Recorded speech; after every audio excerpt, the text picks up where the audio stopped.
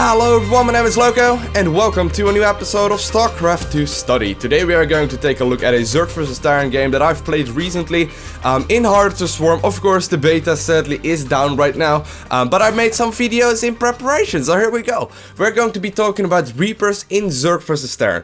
Now, first of all, as you might have noticed, we are watching this game completely through my vision of view, and we are going to be talking about the things that I was thinking about while playing this game, and hopefully you will learn something about Reapers in this game and about Zerg in general.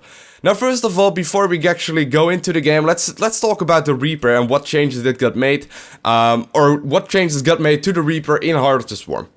First of all, Reapers are a lot faster right now. There used to be a speed buff on the factory tech lab. Nowadays, the Reaper actually has a base speed that is much higher, and the upgrade for the speed got removed. Second of all, the damage of them got nerfed quite significantly. They actually do way less damage versus pretty much everything, and also, they don't have the grenade option anymore. So usually, in Wings of Liberty, when they throw at a building, they will usually throw grenades and kill buildings incredibly fast. Well, that is no more in Harder to Swarm, so they are much weaker versus any kind of buildings. Also, another big change, quite a significant one actually, is that you don't need a tech lab anymore to create Reapers. In the past, you always needed a Reaper tech lab or a barracks with a tech lab to do any kind of damage, or to make any kind of Reapers, but nowadays you will just be able to get them out much faster because you do not need the tech lab anymore. Now, what does this mean to Zerg vs Terran? Well, Reaper openers become so much more viable because without Zerging speed and without queens, it becomes incredibly hard for the Zerg to deal with this. Now, there are two ways of dealing with this as a Zerg player, depending on what the Terran player is going for. Now, obviously, proxy Reapers, proxy barracks are going to be a lot stronger in Harder to Swarm, simply because the Reaper will come out so much faster, and it will also be able to do a lot more economic damage.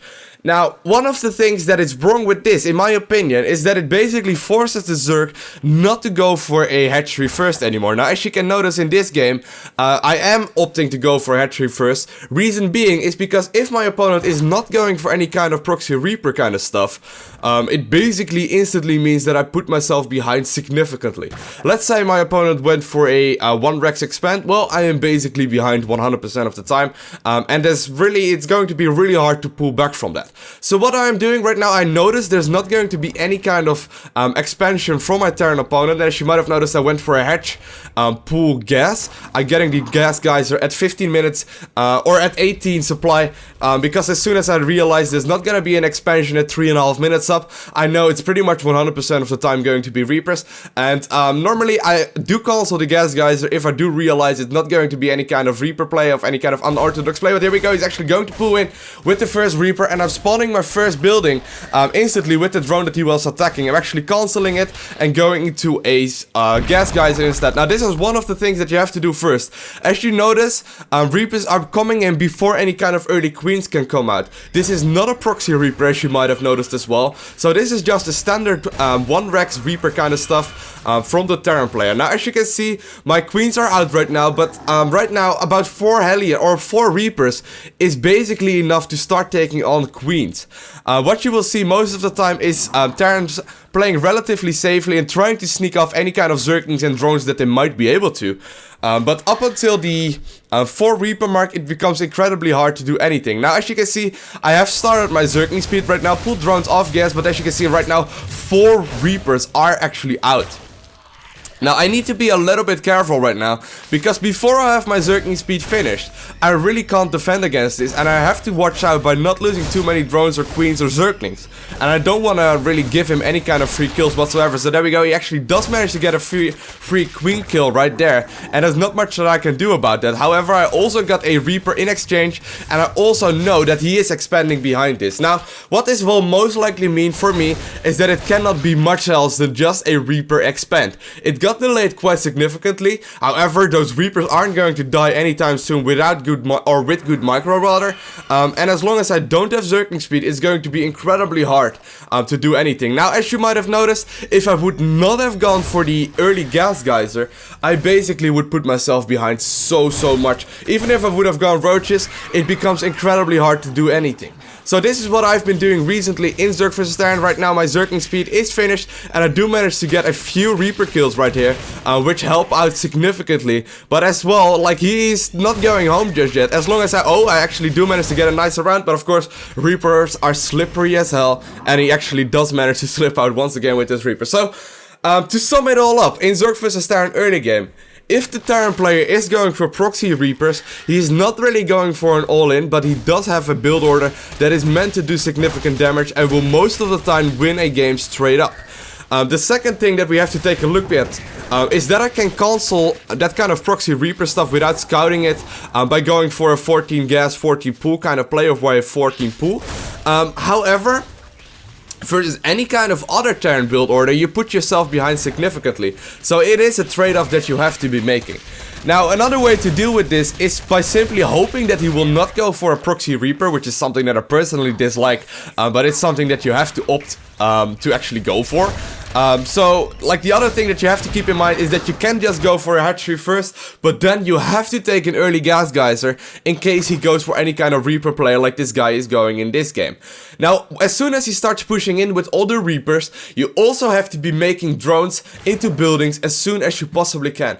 You do not want to have any kind of drone losses versus 1 or 2 Reapers, because it's completely unnecessary. The one thing that you want to be doing, as you can see, oh my god, this guy is actually going for so many Reapers right now. And this is kind of strange, but I do manage to get 3 mules right here, which is nice. But the thing to keep in mind is that you don't want to be losing too much stuff to Reapers in the early part of the game. Now, if there would be proxy Reapers, that is kind of an all-in, but then again, they can just simply transition out of it with a command center. But the thing is, you have to make this trade-off in your head. Do you want to make yourself vulnerable versus any kind of early Reaper proxy play? Well, yes, well, then you probably should be going for a hatchery first. Now, if you want to be completely invulnerable to that, and you also don't want to, or you also don't mind putting yourself behind versus any kind of other build orders from the Terran, you have to go for a 1-rex, or for a pool expand, or maybe a gas pool expand, or something like that. Now, in this game, it worked out quite nicely for me, but if the guy would have gone for a proxy kind of Reapers, it would have been incredibly hard. Now, as you can see on the production tab right now, I am creating 10 drones, and he is still double producing Reapers, and I do not know about this at this point in the game. I'm trying to check out what is going on with the stuff that is on the minimap right now. If you take a look at the minimap, I have 1 Zergling in range for any kind of push out. I also have Overlords positioned quite nicely, but right now he's already pushing out right here, and I'm caught completely out of surprise right here, and I did not realize that he was going for a Reaper Hellion kind of transition. And right now I'm like, oh my god, please do not morph those Reapers or those Hellions into Hellbats. So I do manage to get a nice round right here on all of those Hellions and all of those Reapers, but I'm certainly, it is not enough. However, I have 7 Mutalisks on the way right now. The 7 Mutalisks will obviously be enough to deal with this. However, he might be able to do too much damage to me right now, which will make it not worthwhile. So I make a few drones right there are sacrificial, and I actually give like 4 of those Reaper, or 4 of those drones to actually buy a little bit of time for my Mutalisks to come out right now, and I do manage to get all my Mutalisks out. Now, at this point, it becomes quite a different game. I do know that there's no way there's gonna be a 3rd command center out by him. I also know that I did manage to kill off his entire army pretty much, and I also know that he wasn't producing any kind of army that contained of anti-air. So what am I doing? I'm moving with Zerglings and Mutalisks across the map. As you can see, he is trying to pull back once again with a few Hellions right now, but I do manage to get us around on those, and I'm also in his mineral line right now. Looks like he puts all his eggs in one basket, and he decides to GG out of the game.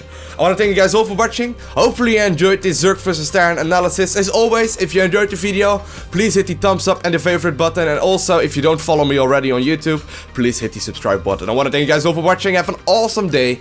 Do not forget to smile, and hopefully I will see you again, guys. Bye!